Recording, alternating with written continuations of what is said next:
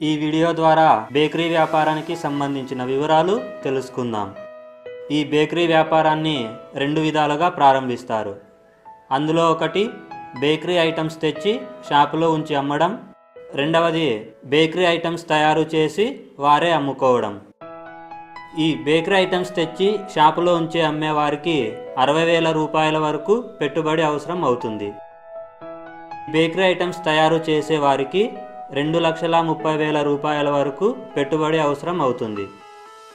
వీరికి 2 మిషన్లు అవసరం అవుతాయి. బేకరీ ఐటమ్స్ తయారు చేసే వారికి 4 మిషన్స్ అవసరం అవుతాయి. ఈ రెండింటిలో ఏ రకమైన వ్యాపారాన్ని ప్రారంభించినా వారు ఫుల్ టైమ్గా చేసుకోవలసి ఉంటుంది. ఇప్పుడు ఒక్కొక్క రకం గురించి పూర్తిగా తెలుసుకుందాం. మొదటిది బేకరీ ఐటమ్స్ తెచ్చి షాపులో ఉంచి అమ్మడం. అంటే వీరు ఎటువంటి ఐటమ్స్ తయారు చేయరు, కేవలం తయారైన వాటిని మాత్రమే తెచ్చుకొని కస్టమర్లకు అమ్ముకుంటారు.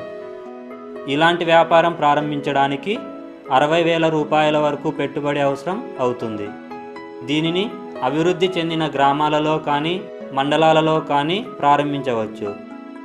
ఇంకా వ్యాపారం చేయాలని ఆసక్తి ఉన్న వారెవరైనా దీనిని ప్రారంభించవచ్చు. ఇలా చేయాలనుకున్న వారికి ఒక రూమ్ అవసరం అవుతుంది. ఇందులో బేకరీ ఐటమ్స్ ఉంచడానికి అవసరమైన టేబుల్స్ను తయారు చేయించుకోవలసి ఉంటుంది. ఈ టేబుల్ చేయించుకోవడానికి 2,500 రూపాయల నుంచి 10,000 రూపాయల వరకు ఖర్చు అవుతుంది. దీనితో పాటు ఎగ్ పఫ్ లాంటి ఐటమ్స్ హీట్ చేయడానికి అవసరమైన చిన్న ఓవెన్ను తెచ్చుకుంటారు. ఈ చిన్న ఓవెన్ ధర 5,000 రూపాయల వరకు ఉంటుంది.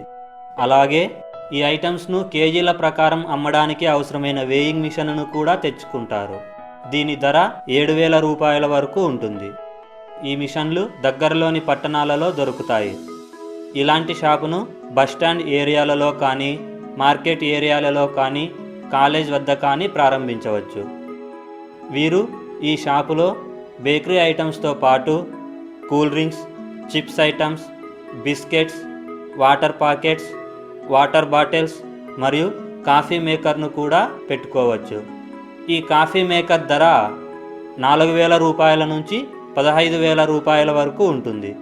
ఇవి దగ్గరలోని పట్టణాలలో దొరుకుతాయి. ఇక రెండవది బేకరీ ఐటమ్స్ తయారు చేయడం. ముఖ్యంగా ఈ బేకరీకి సంబంధించిన ఐటమ్స్ తయారు చేయడానికి అనుభవం అవసరం. కావున మొదట్లో వాటి గురించి తెలిసిన మాస్టర్ను పనిలో పెట్టుకోవడం వలన బేకరీ ఐటమ్స్ క్వాలిటీగా తయారు చేయడానికి వీలుంటుంది. ఈ మాస్టర్కు నెలసరి జీతం లేదా రోజు కూలీ ఇవ్వడం జరుగుతుంది.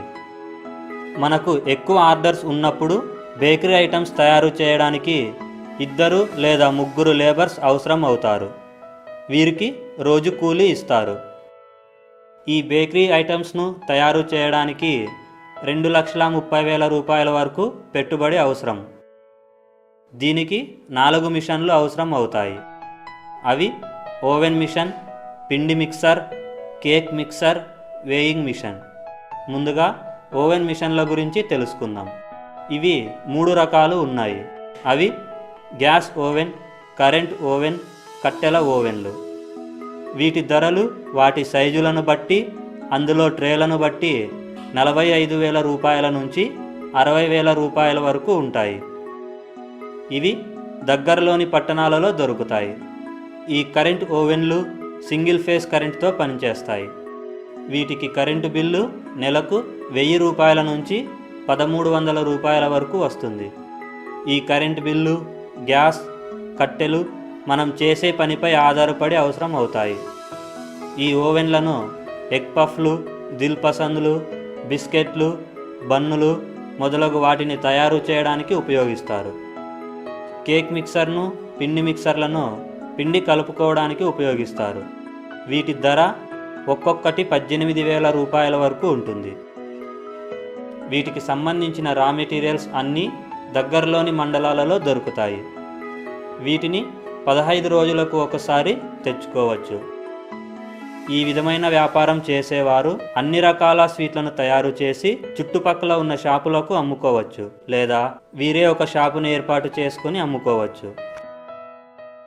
వీరికి ప్యాకింగ్ కవర్స్ అవసరం అవుతాయి. ఈ ప్యాకింగ్ కవర్స్ ధర 1 కేజీ 120 రూపాయలు.